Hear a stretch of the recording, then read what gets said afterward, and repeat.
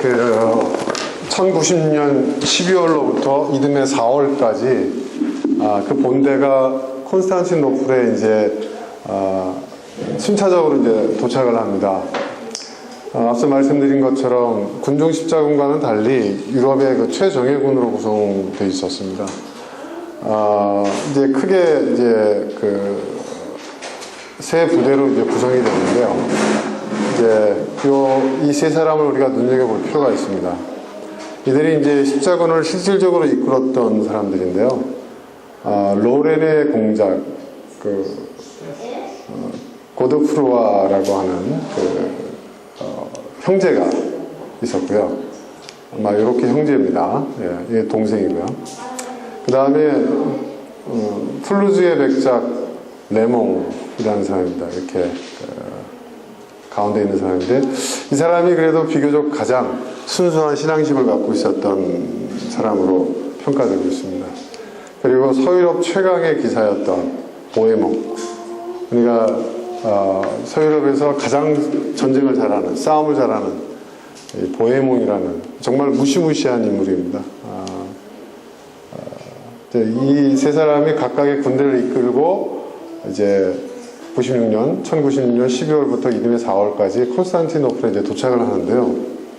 재밌는 것은 뭐냐면 콘스탄티노플 사람들이 이들을 환영하지 않습니다. 뭐 군중 십자군한테 당한 것도 있고요. 그리고 그 십자군 원정의 그 정당성이 매우 잘못됐다는 것을 콘스탄티노플 사람들은 알고 있었거든요. 동로마 제국 사람들은 알고 있었어요. 그런데 이 사람들을 대부분 이제 콘스탄티노플의 그 대부분의 사람들은 환영하지 않았는데 아주 소수의 사람들이 이들을 환영합니다. 누구냐 하면 그 당시에 그 동로마 제국의 황제였던 알렉시오스의 개혁 정책에 반대했던 소수의 기득권 세력들이 있었어요. 이들만이 이 사람들을 반깁니다. 그리고 이 십자군 세력을 이용해서 이 황제 알렉시오스를 밀어내고 정권을 빼앗으려고 합니다. 늘 그렇지만 이 소수의 기득권 세력들이 문제였죠. 그 알렉시오스 황제의 개혁 정책은 굉장히 참신한, 지금 우리가 보더라도 이게 과연 11세기에 그래도 이 동로마 제국의 한 황제가 생각할 수 있는 그런 내용인가 싶을 정도로 굉장히 획기적인 것들이 많았습니다. 이제 일반 백성들의 세금을 많이 탕감해 주는 것이고요. 또 평민들을 함부로 귀족들이나 그 세력가들이 그들을 착취하는 일들을 못하게 했고요. 그리고 많이 가진 사람들이 많이 세금을 내야 된다. 그런 거. 그리고 이제 불법적으로 이제 하는 모든 사업들, 무역들 이런 것들을 다 통제하고요. 또 사병을 운영하는 것도 이제 금지시키고 아주 제대로 된 개혁을 진행을 했는데 이제 그 기득권 세력들은 그걸 반대할 수밖에 없었겠죠. 그래서 이제 서유럽에서 온 24금 원정의 힘을 이용해서 황제를 제압하려고 합니다. 그리고 실제로 그런 기득권 세력들이 못된 짓들을 많이 합니다. 이 알렉시오스 황제 이전에 있었던 황제의 경우에는 투르크와 이제 이슬람과 전쟁이 있었거든요. 전쟁을 치르는데 그 황제를 적진에 두고 자기들이 몰래 다 철수를 해버립니다. 죽으라는 거죠. 그런데 이 이슬람의 전통이 있습니다. 이슬람은 왕이 왕을 죽이지는 않습니다. 그래서 그 왕을 돌려보냅니다. 돌려보내니까 굉장히 당황을 하겠죠. 근데 돌아오게 되면 어떻게 됩니까? 자신들이 반역을 한 것에 대해서 그 대가를 치르게 될 것이 두려우니까 콘스탄티노플에 도착하자마자 두 눈을 뽑아버리고 바다에 던져 죽여버립니다. 그런 세력들입니다. 이런 사람들이. 그 후예들이니까 얼마나 못된 짓들을 많이 했겠습니까? 그래서 똑같은 짓들을 하려고 했던 것이죠. 그런데 십자군의 입장에서는 이 알렉시오스, 동로마 제국의 황제의 협조가 꼭 필요했어요. 왜냐하면 그가 협조해야 십자군 원정의 정당성도 계속 확보가 되는 거고, 또 여러 가지 어떤 원정을 떠나면서 필요한 군수 물자들 지원받는 거, 그리고 서유럽 사람들은 바다를 그 당시만 하더라도 그렇게 바다를 많이 경험하지 못했기 때문에 이 해협을 건너는 걸 상당히 두려워했어요. 해전 경험도 적었고요. 그래서 이 알렉시우스 황제의 도움이 아주 절실하게 필요했던 것입니다. 그래서 섣불리 공격하지는 못했습니다. 그런데 이제 결국은 그 콘스탄티노플 백성들이 계속 협조하지 않고 또 그 알렉시우스 황제가 자신들을 도와줄 것 같지 않으니까 콘스탄티노플을 공격해버립니다. 이 십자군에 예루살렘을 회복하기 위해서 떠난 십자군의 첫 번째 전투가 같은 그리스도인인 동로마 제국을 콘스탄티노플을 공격한다는 이 아이러니를 또 범합니다. 무자비한 공격과 약탈로 항복을 강요합니다. 전쟁이 일어난 거죠. 그런데 이 보헤몽이라고 하는 아까 말씀드린 서유럽 최강의 기사라고 그랬죠. 이 보헤몽이 중재를 나섭니다. 근데 이게 전혀 뜻밖의 사건이거든요. 왜냐하면 이 알렉시우스 황제하고 이 보헤몽은 원래 원수지간입니다. 예전에 전쟁을 치른 적이 있는데 거의 보헤몽의 손에 죽을 뻔했죠. 그리고 그 이마에 큰 칼 자국이 있습니다. 예. 투구가 깨지면서 목숨은 건졌지만은 이마에 큰 그 흉터가 있는데 그 흉터를 낸 장본인이 바로 이 보헤몽이거든요. 그래서 이 보헤몽과 이 알렉시우스 황제는 거의 원수 같은 사이였는데 놀랍게도 이 보헤몽이 황제에게 충성서약을 합니다. 고개를 숙입니다. 그리고 황제 입장에서는 자신의 권력을 십자군을 자기 편으로 만들면 자신의 권력을 강화시키는 것이고 그러면은 반대 세력을 제압할 수 있을 것이라고 생각해서 그 충성서약을 받아들이고요. 또 이를 조건으로 해서 십자군 원정을 지원하기로 합니다. 근데 아주 재밌는 것은 보헤몽이 과연 왜 이렇게 과거에 동로마 제국을 정복하려고 했던 이 보헤몽이 어떻게 이 황제에게 충성을 서약할 수밖에 없었는가? 이유가 있습니다. 원래 이 보헤몽의 집안이 대단한 전사 집안입니다. 원래는 이 사람들이 용병 집안이었고 또 이 게르만 쪽 가운데서도 아주 용맹하기로 소문난 그런 집안이었는데 친어머니가 돌아가셨고 아버지가 젊은 새 부인을 얻었습니다. 근데 이 새 부인이 엄청나게 대단한 여자인 거예요. 여걸인 거예요. 여자이면서도 전사이고 장군이었어요. 그리고 지략이 뛰어납니다. 이제 그런 와중에 아버지가 전염병으로 죽습니다. 그러면서 자기의 세력을 다 잃어버려요. 그리고 자기보다 나이가 어린 젊은 새엄마가 그냥 두질 않겠죠. 그래서 자기 세력을 다 잃고 이 유럽을 떠돌면서 간간히 도둑질도 하고 약탈지도 하고 이렇게 용병 생활을 하면서 지냈던 그런 말하자면은 그런 참 어려운 시기였던 거예요. 이제 그 시기에 기회를 잡으려고 십자군 원정에 참여를 했고 이제 동로마 황제의 도움을 얻기 위해서 이제 고개를 숙인 거죠. 그러나 사실은 이 보헤몽이라는 사람은 대단한 야심가입니다. 대단한 야심가. 이거는 이제 십자군이 엉뚱하게도 콘스탄티노플을 공격하는 그런 장면을 그린 그림입니다. 자, 결국 이제 동로마 제국 황제의 협조를 얻어가지고요. 여기 이제 작은 해협이 있어요. 콘스탄티노플이 있고 여기 이제 중동 땅이죠. 이 해협을 건넙니다. 건너자마자 그 당시에 이슬람의 수도였던 이 니케아를 정복해버려요. 네. 너무 쉽게 이 니케아를 정복해버리죠. 그런 이유에는, 그렇게 된 이유로는 그 당시 술탄 길리치 아르슬란의 5판이 있었어요. 바로 1년 전에 군중 십자군을 아주 그냥 전멸을 시켰잖아요.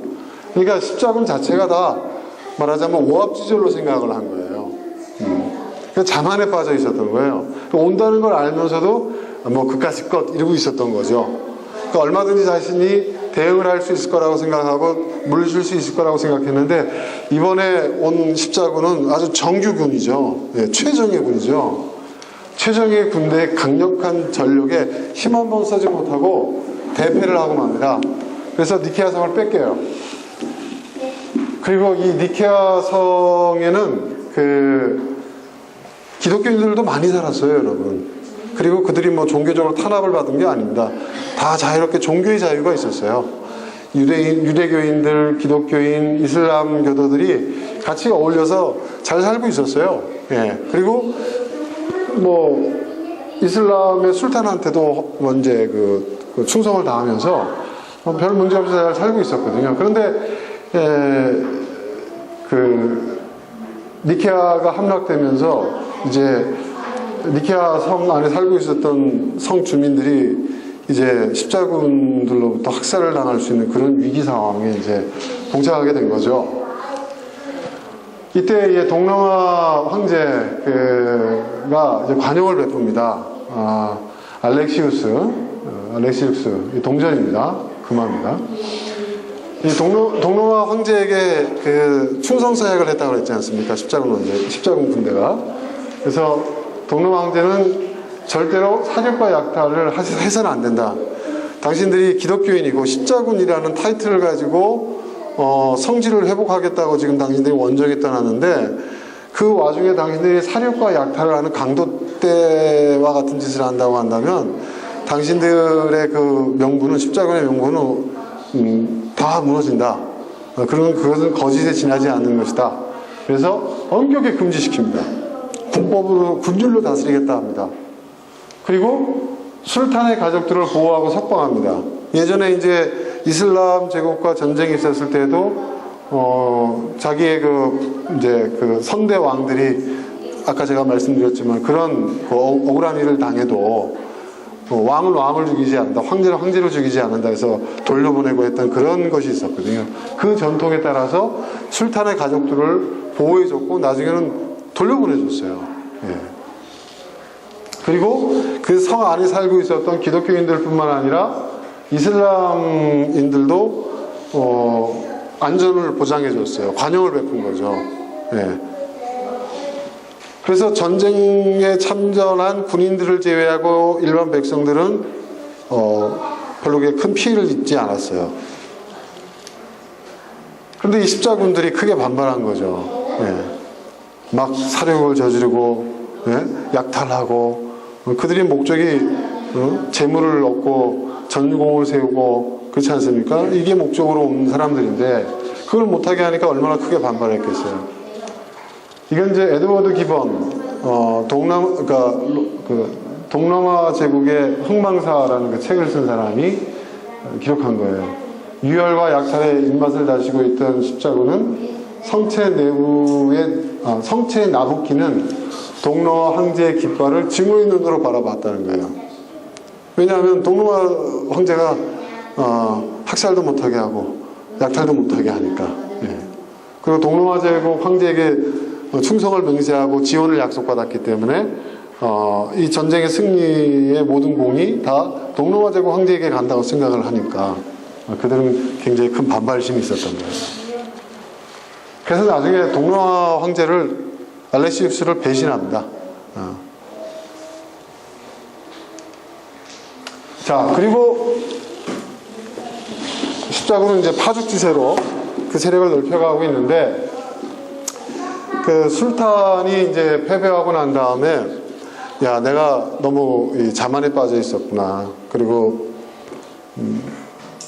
저 물 좀 갖다 주실래요, 사모님? 갈증 나네요.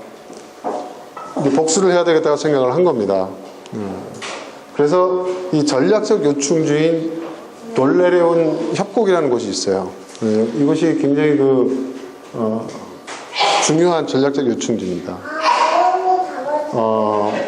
여기서 이제 십자군이 1차 십자군 원정의 최대의 격전이 여기서 벌어지고 여기서 승리함으로써 이슬람 제국의 깊숙한 곳까지 이제 이들이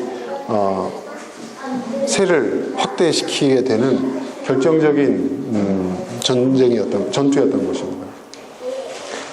이슬람은 초반에 이제 그 지형 지문을 이용을 했어요. 협곡지대니까 그곳을 통과할 때 그 협곡 위에서 이제 화살로 이 이슬람 군대의 문제점은 뭐였냐면 근접전에 약했어요. 당시만 하더라도 이들은.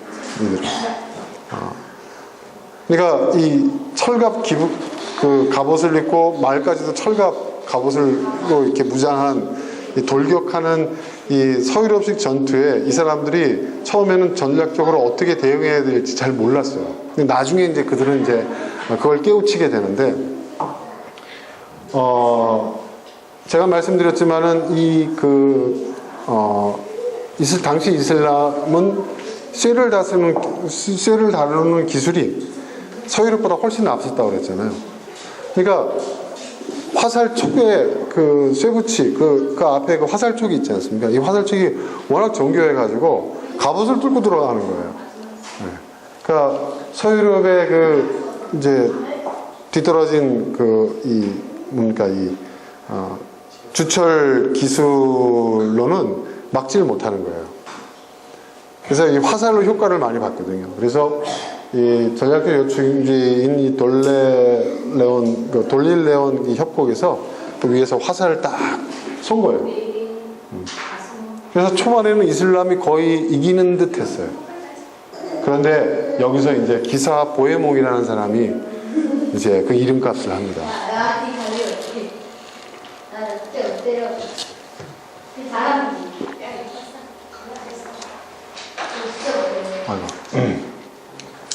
이 기사 보헤몽이 대활약을 합니다.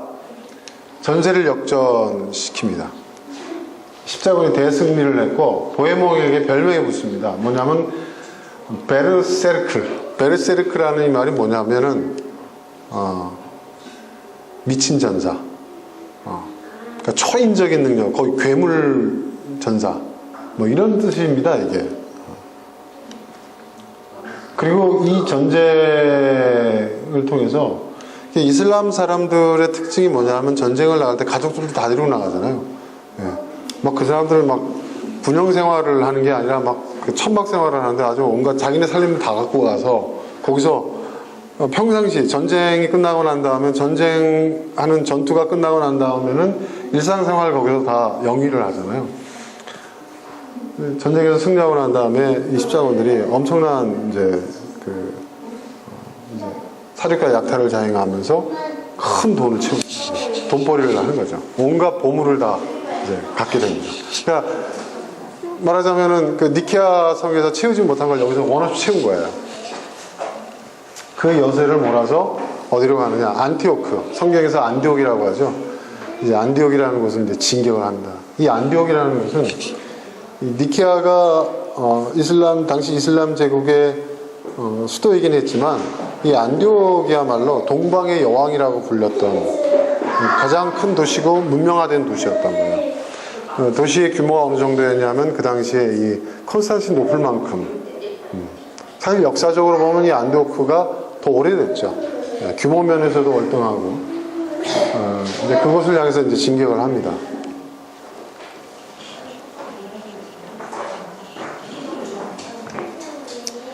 근데 여러분 아시겠지만 그 안디옥이 이슬람의 지배를 받고 있었지만은 안디옥에 살고 있었던 사람들 대부분은 다 누구죠? 기독교인들이었습니다. 기독교인들이 살고 있는 성을 공격하러 가는 거예요. 그러니까 이 사람들이 뭘 목적으로 했는지 명백하죠, 여러분. 그죠? 네. 자, 그런데 이제 안디옥을 얘기하기 전에 이제 대승을 거뒀잖아요. 니케아 성도 뺏었고, 그렇죠? 이슬람의 수도를 함락시켰고, 네? 돌릴레온 협곡에서 대승을 거뒀어요. 이제 그렇게 되니까 이제 또 어떤 일이 벌어집니까? 이제 각각의 이해관계로 십자군들이 분열하기 시작하는 거예요. 항상 그렇지 않습니까? 어렵고 힘들 때는 똘똘 뭉쳐서 지내지만 여러분 여유가 생기면요 각각의 목소리가 나옵니다. 각자의 이해관계가 나오기 시작합니다. 그렇죠? 또 서로의 우선순위에 또 갈등이 빚어집니다. 십자군이 분열합니다. 특히 이 보헤몬과 레몽. 보헤몬은 야심을 갖고 십자군 원정에 참여한 사람이었어요. 나중에 이제 안디옥을 공격하면서 그의 야심이 드러나는데, 이 보헤몬은 야심, 자신의 야심을 성취하기 위해서 십자군 원정에 참여한 사람이고, 레몽은 그나마 신앙심이 있던 사람이에요. 그러니까 레몽은 뭐냐면 이 전쟁의 방향이 점점 십자군이 본래 출정하게 된 그 동기와 알려진 대명분과는 점점 거리가 먼 그런 방향으로 가고 있는 부분이 있어서 서로 번번이 이제 계속 맞섭니다. 네. 안디옥을 꼭 공격해야 된다고 한다면 레몽은 빨리 공격하고 빨리 우리는 예루살렘으로 가자. 우리의 본래의 목적인 예루살렘을 회복하러 가자. 이런 주의였는데 보헤몽은 결사반대합니다. 그러니까 이 안디옥을 빨리 통과하자는 거예요. 네. 그래서 통과하는 그 과정에서 레몽은 빨리 통과하자는 것이었고, 통과하는 과정에서 전쟁을 치러야 된다면 전투를 치르되 빨리 통과하자는 것이었고, 보헤몽은 안디옥을 무너뜨려야 된다. 결사반대한다. 그래서 안디옥을 포위한 채 8개월 동안 시간을 보내요. 8개월 동안 안디옥을 포위한 채. 그런데 제가 말씀드렸죠. 이 안디옥은 어떻다고요, 여러분? 굉장히 풍족한 성이었어요. 콘스탄티노플보다 더 큰 성이었어요, 그 당시. 그러니까 성 안에 있는 사람은 전혀 문제가 없어요. 잘 먹고 잘 지내고 있어요. 예.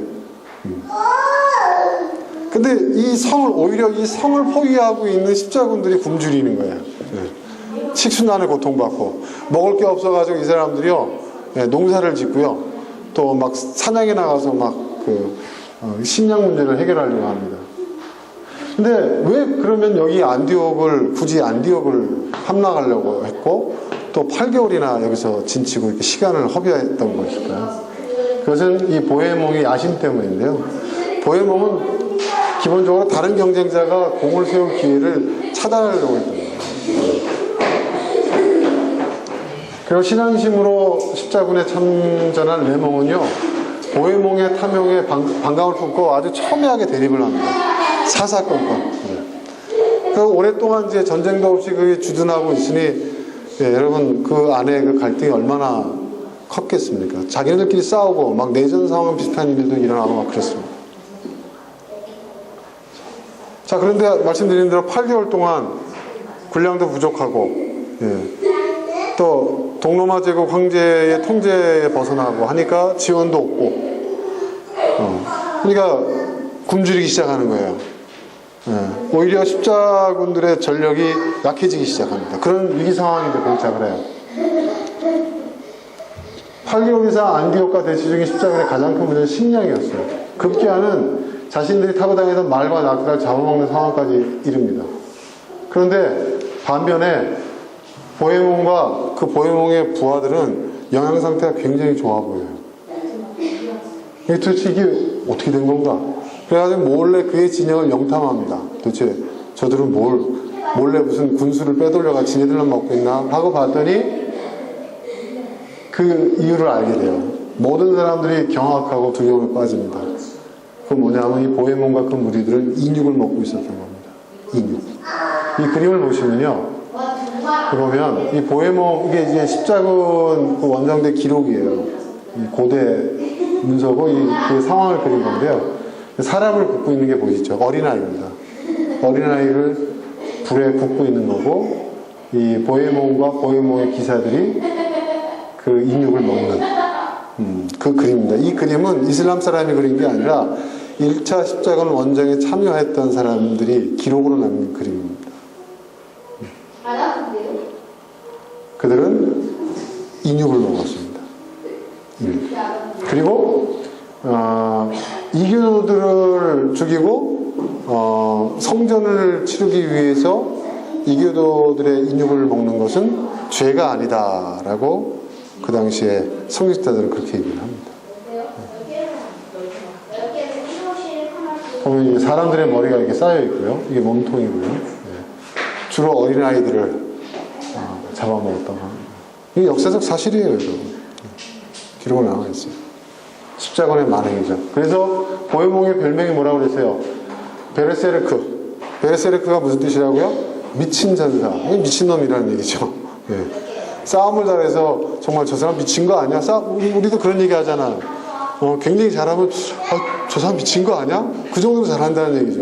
예. 그러니까 싸움을 너무 잘하니까 미친 전사라는 별명이 붙었는데 실제로 이 사람은 제정신이 아니었던 거예요. 예.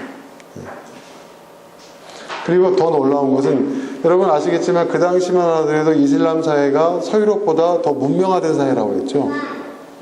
십자군이 사람을 잡아먹는다는 사실이 알려지게 되자 이 이슬람 사람들은 공포에 빠집니다. 그리고 이 보헤몽은 거의 진짜 괴물과도 같은 사람을 잡아먹는 괴물로 알려지게 돼요. 이 보헤몽에 대한 십자군에 대한 두려움이 퍼집니다. 그래서 보헤몽은 어차피 알려진 거 공개적으로 사람을 잡아먹는 모습을 공공연히 자신들이 식사하는 모습을 보여줬다고 해요. 네. 두려움을 조장하려고.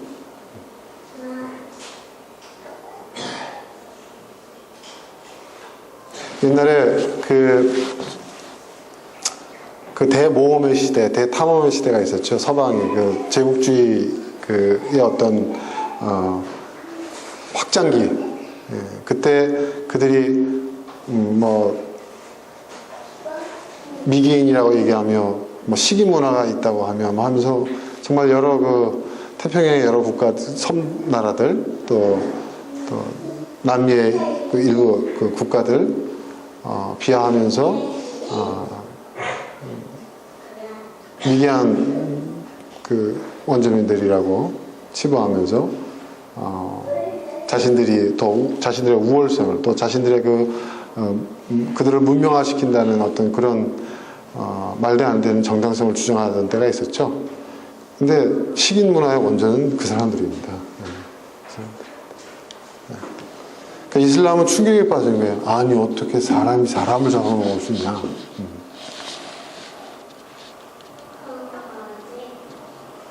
근데 그들은 인정 안 합니다. 지금도 서유럽 국가들은. 서방 세계에서는요, 십자군이 인육을 먹었다는 것은 보헤몽이 퍼뜨린 이슬람 세계를 두려움에 떨게 하기 위해서 퍼뜨린 루머에 불과했다. 하나의 말하자면 그 소문을 통해서 그들을 두려움에 빠뜨리기 위해서 그들의 어떤 전의를 상실하기 위한 하나의 전술에 불과했다. 이렇게 얘기를 하지만 1차 십자군 원전과 관련된 여러 기록들, 그들 자신의 그 기록을 보더라도 실제로 인육을 먹었던, 식량이 떨어졌을 때, 식량이 부족했을 때 인육을 먹었다는 기록과 그 그림들은 도처에 나타나 있습니다. 그리고 교회가 이들의 그 죄를 죄로 인정하지 않은, 성전을 치르기 위해서 필요한 이 먹는 문제, 이 식량의 문제를 해결하기 위해서는 부득이한 선택이었고, 또 이교도들에 대한 범죄는 어떤 범죄도 죄가 아니다 라고 교회가, 사제들이 그렇게 전쟁터에 같이 참전하면서 외쳤거든요. 여러분 얼마 전에 그 킹덤 오브 헤븐이라는 영화가 TV에서 했는데, 거기 보면은 십자군 전쟁에 참여한 십자군들한테 사제들이 돌아다니면서 얘기를 해요. 이교도를 죽이는 것은 죄가 아닙니다. 그런 선을 하는 그 장면에 나와. 실제로 그런 일들이 있었거든요. 엄청난 범죄죠. 사람을 잡아먹었습니다.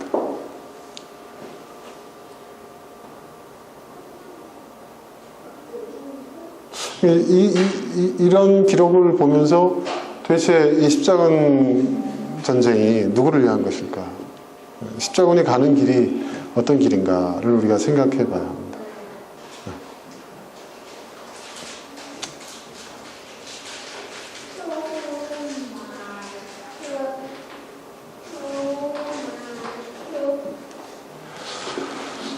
동방의 여왕 안디옥의 비극. 8개월 정도 이렇게 시간을 끌게 된 주요한 이유 중에 하나가 이 안디옥 성이 수천 년을 내려온 성이거든요. 굉장히 성이 요새이기도 합니다. 그러니까 그 십자군의 전력으로는 도저히 깰 수가 없는 그런 요새와 같은 성이거든요. 그런데 아니나 다를까 이 안디옥성에서 내부에 변절자가 생깁니다. 이제 보면 밤에 몰래 이렇게 그물을 내려가지고요, 이 십자군들이 몰래 올라가는 그 장면입니다. 그 변절자의 이름은 피루즈입니다. 피루즈. 원래는 기독교인이었어요. 기독교인이었는데 어떤 속설에 의하면 군중 십자군에 참여했다가 남은 사람이다라는 소문도 있고요. 여러 가지 이 사람과 관련된 여러 가지 썰들이 있습니다. 근데 분명한 거는 이 공통점은 뭐냐면 본래는 기독교인이었는데 이슬람교도로 개종한 서방인이라는 거예요. 서방인. 유럽 사람이라는 거죠. 근데 이 사람에 대해서 이제 그 서방 측에서는, 십자군 쪽 측에서는 뭐라고 얘기하냐면 이 안디옥성, 이것이 여러분 성경에 나오는 어느 장면과도 많이 비슷하죠. 뭐죠? 네? 성에 사는 그 창녀가, 그죠? 네? 네? 여호수아에 나온 그 장면이죠. 그 장면과 비슷한. 그래서 이건 하나님의 역사라고 막 굉장히 바로 한때 이 피루스는 거의 뭐 영웅이었죠. 네. 서방 측의 기록에 의하면 신앙의 자유를 얻기 위해서 자기는 억지로 이제 이슬람 교도로 억지로 개종당했다는 거예요. 그래서 신앙의 자유를 얻기 위해서 사악한 살인을 처단한 영웅으로 알려져 있지만, 또 이슬람 측 기록이 있을 거 아닙니까? 이 사람에 대한 역사 기록이. 이 사람은 성주의 재산을 빼돌리고 양민들을 착취하다가 보헤몬과 결탁한 범죄자로, 배신자로 기록되어 있어요. 한 번은 서방을 배신해서 이슬람으로 이제 귀순한 사람인데, 다시 또 서방으로 이제 변절한 대표적인 아주 이 피루즈. 1098년 6월 3일부터 피루즈의 협조로 몰래 성벽을 넘은 십자군에 의한 대학살이, 그러니까 게릴라전인 거예요. 게릴라전. 이 안디옥성이 너무 커가지고요, 성을 딱 들어가서 일시에 다 점령할 수가 없는 거예요. 그 안에 또 수비군들도 있고, 성 안에서 이제 전쟁이, 시가전이 벌어진 거예요. 그래서 정말 이 동방의 여왕이라고 했던 이 안디오크가 생지옥이 됩니다. 생지옥.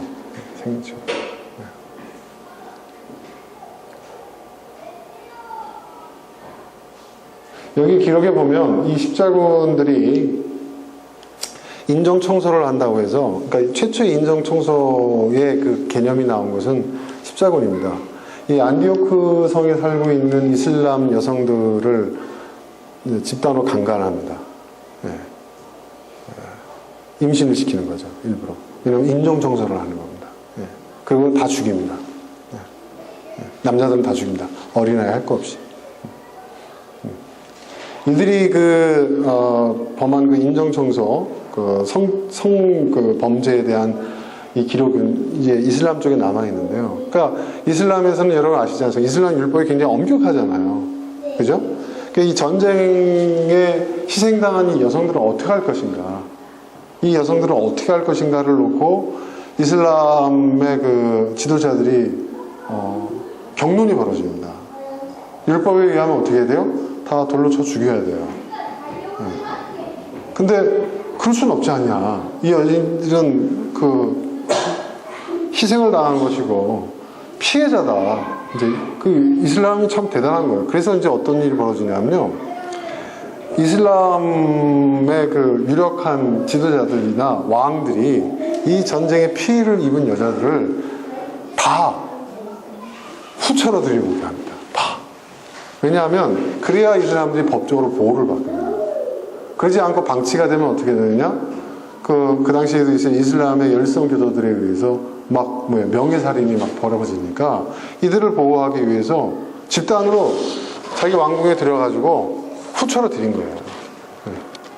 그러니까 실제로 이들이 부부관계느냐? 그건 아닌 거예요.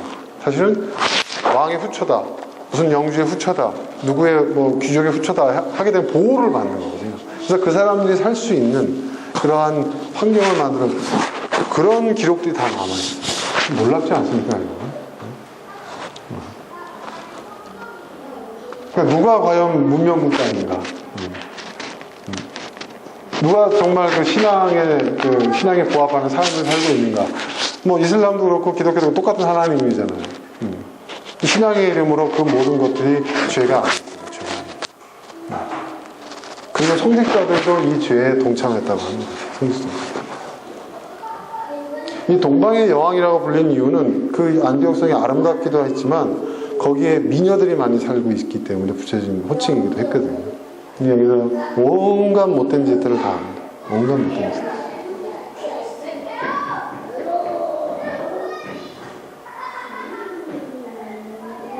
그 가슴에 붙인 저 십자가가 참 수치스럽죠.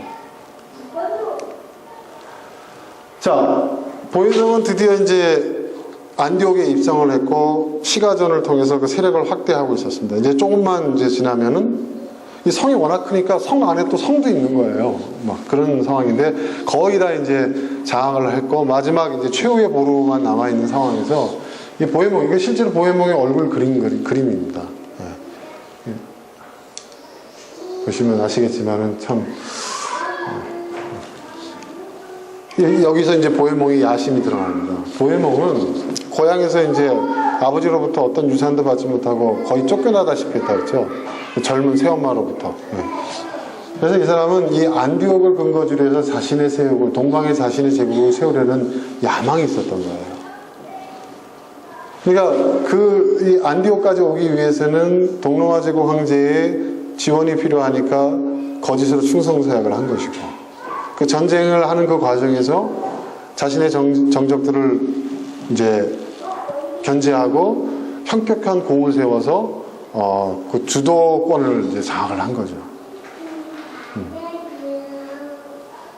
이 안디옥을 차지하는 데 있어서도 아까 말씀드린 그 내부 변절자도 이 보혜몽이 말하자면은 그 보혜몽과 이제 접선해서 결탁이 돼서 그가 변절한 거였거든요. 그런 배신 행위를 한 거거든요. 그러니까 아무튼 안디옥을 차지하는데 결정적인 기여를 했죠. 그리고 나중에 말씀드리겠습니다만 은자 삐에르라는 사람 여러분 기억나십니까? 지난 시간에 제가 그 은자 삐에르가 보혜몽한테 붙습니다. 그리고 이 안디옥성에서 이제 밤에 몰래 이렇게 사다리를 내려줘서 그물을 내려줘서 그걸 타고 이제 십자군에 올라가서 이제 시가전을 벌이게 된 이 과정을 그 여호수아서에 나온 그 사건과 동일한 수준의 하나님의 역사에 의한 기적적인 사건이라고 얘기를 합니다. 그래서 완전히 이제 영웅이 되는 거죠. 이제 은자 삐에르가 보혜몽의 스피커 역할을 하는 겁니다. 그래서 결국은 이제 보혜몽을 따르는 사람들이 십자군 내에서 늘어가는 거예요. 그래서 모든 것이 점차 보혜몽의 뜻대로 움직이게 되는 거예요. 그 순간 이제 안디옥 성이 이제 자기 손에 거의 쥐어지는 그런 상황이 딱 이제 마지막 최후의 보루가 남아있는 이런 상황에 충성서약을 파기하고 동로마 황제를 배신합니다. 그리고 안디옥을 차지해서 자기가 안디옥의 지배자가 되려고 하고 그 안디옥을 자신의 야망의 발판으로 삼고자 합니다. 거의 그것이 이루어지는 그 마지막 순간이었어요. 마지막 순간에 어떤 일이 벌어졌느냐, 이슬람에도 이 보혜몽 못지않은 전쟁의 영웅이 있습니다. 누구냐면 카르부카라는 이 전쟁 영웅인데, 이 사람은 주로 동방 쪽의 전쟁, 그러니까 이제 지금으로 따지자면 인도라든지 중앙아시아 쪽에 있는 투르크들 있잖아요, 돌고족들, 그들과 전쟁을 하던 이 전쟁 영웅이었어요. 그들과의 전쟁 단 한 번도 진 적이 없는 무패의 신화를 자랑하는 전쟁 영웅이었어요. 이 전쟁 영웅이 호출이 된 겁니다. 이 카르부카가 이끄는 지원군이 이제 안디옥에 도착을 해요. 그런데 참 놀랍습니다. 이 게임이 안 돼요. 시가전을 딱 벌였는데 이 카르부카의 이 군대가 십자군과 전쟁을 하는데 참 재밌는 건 뭐냐면 전에 이슬람 부대들은, 군인들은 제가 말씀드린 대로 근접전에 약하다고 그랬잖아요. 그러니까 십자군은 근접하는 최강이에요. 갑옷으로 무장하고 있기 때문에, 또 말을 타고 전쟁을 하기 때문에 근접전에서는 이겨낼 도리가 없는 거예요. 상대를 해본 적이 없어요. 그런데 이 카르부카는 이 코끼리하고도 싸운 무슨 말인지 아시겠죠? 네? 그러니까 그 당시에 인도도 이 기병이었고, 그 투르크, 그러니까 중앙아시아 투르크도 기병을 위주로 한 부대였잖아요. 그러니까 이 카르부카는 기병을 어떻게 상대해야 되는지를 알고 있고, 또 자기 자신도 그 전술을 배워가지고 이슬람식의 기마 부대를 이끌었어요. 딱 붙으니까 그냥 십자군이 그냥 순식간에 그냥 밀려버리는 거예요. 게임이 안 되는 거예요. 그래서 죄송합니다.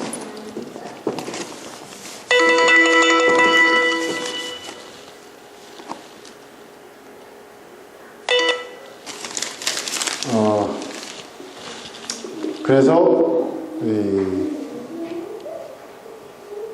어디까지 했죠? 예, 보헤몽은 뜻을 이루지 못하고 안디옥에서 완전히 쫓겨나요. 그런데 자 보세요, 여러분. 이슬람의 수도가 함락이 됐고요. 그렇죠? 이슬람의 수도가 함락이 됐고, 그리고 또 그 술탄은 겨우 목숨을 건졌어요. 피난 중에 있어요. 그리고 그 다음에 이제 그 이슬람 제국의 가장 발달된 이 안디옥성을 이제 함락 직전에서 카르부카가 구했어요. 근데 전쟁 영웅들, 여러분, 이 군부는 참 항상 이게 우리가 경계를 해야 됩니다. 어떻게 합니까? 자기가 안디옥의 지배자가 됩니다. 그리고 이슬람을 차지하려고 합니다. 이슬람 제국. 카르부카도 보헤몽 못지않은 야심가였던 것이죠. 그래서 많은 이슬람의 사람들이 실망을 합니다. 처음에는 이제 전쟁 영웅 카르부카가 우리를 구했다, 우리를 지켜줄 것이다 기대했지만 그 뜻을 저버리고 자신의 야욕을 펼치기 시작합니다. 그래서 술탄의 술탄을 위협하는 또 하나의 세력이 되는 거죠. 십자군뿐만 아니라. 나중에는 이 카르부카하고 또 이 보헤몽이 손을 잡습니다. 그러니까 이걸 보면 십자군 원정이 이건 뭐 신앙의 자유, 예루살렘을 회복하기 위해서, 신앙의 그 이상을 실현하기 위해서, 정의를 실현하기 위해서, 여러분 다 멍멍이 소리입니다. 다 헛소리고. 그리고 굉장히 이 역사를 서방 사람들은 자랑스러워해요. 그리고 마치 십자군이 절대 선인 것처럼 얘기를 합니다. 그러나 그 실상은 전혀 그렇지 않았다는 것이죠. 그리고 이들이 동방을 향해서, 아시아를 향해서 갖고 있는 그러한 그들의 그 생각들, 그들의 그 시각은 지금도 크게 달라지지 않았다는 거예요. 지금도 공고인이 중동을 이렇게 중동과 전쟁이 벌어지면 자신들이 십자군이라고 막 얘기하잖아요. 그죠?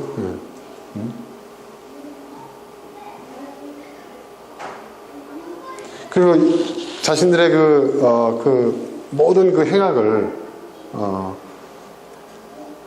정당화시켜 나가는 그 내용들 보면 이게 굉장히 잘못된 겁니다. 그리고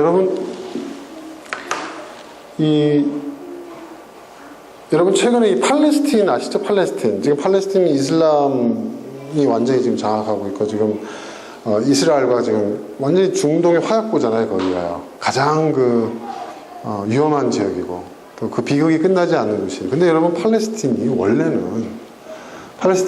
원래는 기독교 국가였어요. 그거 아세요?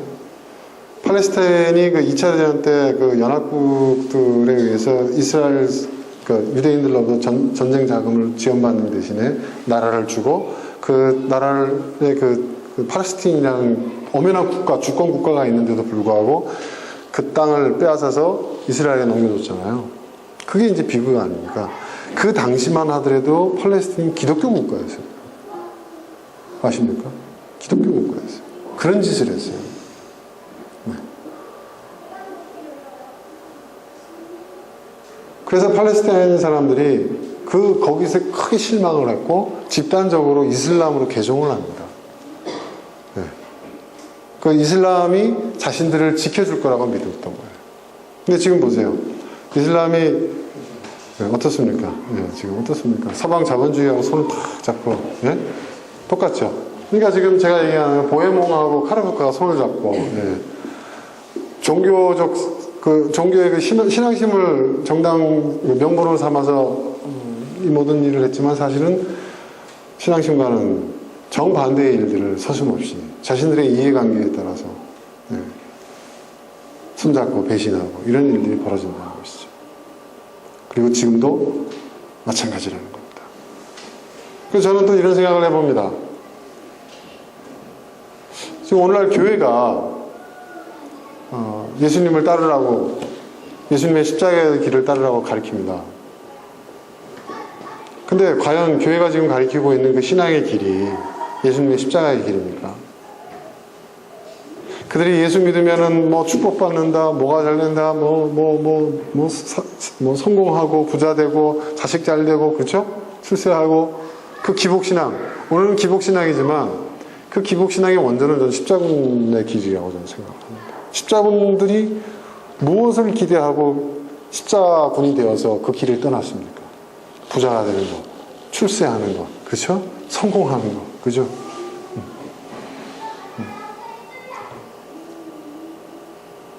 그것을 신앙이라고 얘기를 했어요. 또 그 과정 속에서 일어나는 모든 일들은 다 정당화됐어요. 심지어 사람을 잡아먹는 것까지도. 사람을 잡아먹는 종교로 알려졌어요, 기독교는. 이슬람 사람들. 근데 지금도 한번 생각해 봅시다. 저는 기독교의 핵심이 누군지 아세요? 기독교예요. 기독교입니다, 여러분.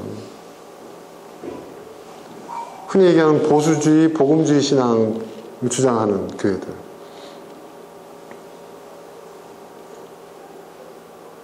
좀 보세요. 자식한테 교회 세습하고, 예?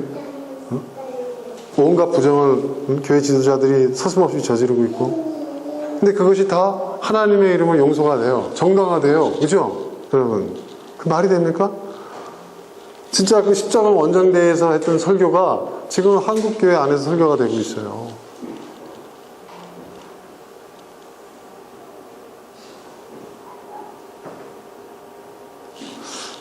제가 며칠 전에 그 킹덤 오브 헤븐이라는 영화를 봤는데 거기에 이제 발데리안이라는 그 주인공이 나옵니다.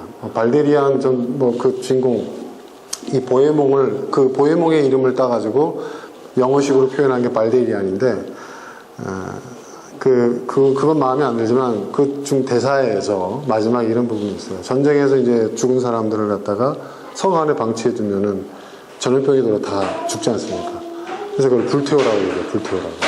그랬더니 그 예루살렘의 그 대주교가 불태우게 되면 이 사람들이 마지막 날에 부활하지도 못하고 천국에 들어가지도 못한다. 꼭 그래야 되겠냐. 그렇게 얘기하니까 이걸 불태우지 않으면 여기는 살아남은 사람들 다 죽게 된다. 그래서 불태워요. 그러면서 뭐라고 얘기하는지 아세요? 그런 것도 이해 못하는 신이라면 그게 신입니까? 이렇게 얘기를 합니다. 그건 신이 아니다라고 얘기해요. 그리고 마지막에 이제 성벽이 무너지고 전쟁을 하는데 무슨 얘기를 하냐면 우리가 이 성을 지키는 이유는 신앙의 이유 때문이 아니라는 거예요. 이 예루살렘 성에 살고 있는 사람은 이슬람, 유대교인, 기독교인 다 있다는 거예요.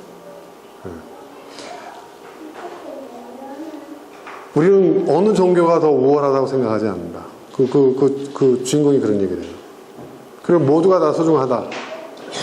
각자에게 소중한 건 모두에게 소중한 것이고, 그리고 우리는 종교를 위해서 이 전쟁을 하고 있는 게 아니다. 우리는 이 성에 살아있는 사람을 지키기 위해서 우리는 싸우는 것이다. 그리고 이슬람과 협상을 하잖아요. 그리고 성을 넘겨줘요. 그 조건이 뭐죠? 성 안에 살고 있는 모든 사람들을 놔주는 거예요. 해하지 않고. 그들의 목숨을, 그들의 생명을 보장해 주는 거예요. 실제로 그렇게, 역사적으로 보면 나중에 1세기 뒤에 이제 그 예루살렘 성 기독교 국가를 세웠는데 그냥 함락하면 실제로 일어났던 일이거든요. 그러니까 마지막 협상할 때 그 얘기를 하잖아요. 주인공이. 발데리안이 그 술탄한테 그 얘기 하잖아요. 뭐라고 얘기합니까?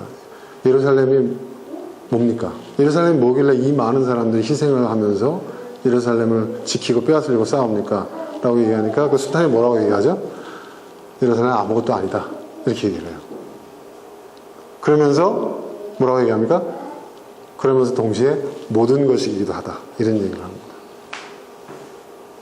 우리에게 정말 많은, 저는 그걸 보면서 굉장히 많은 어떤 시사점이 있다고 저는 생각을 합니다. 여러분, 사실은 이 종교라는 것은 단순히 우리가 어떤 제도적 종교의 형태뿐만 아니라, 하나의 이념일 수도 있고, 이데올로기일 수도 있어요. 그러니까 무엇이 우선인가?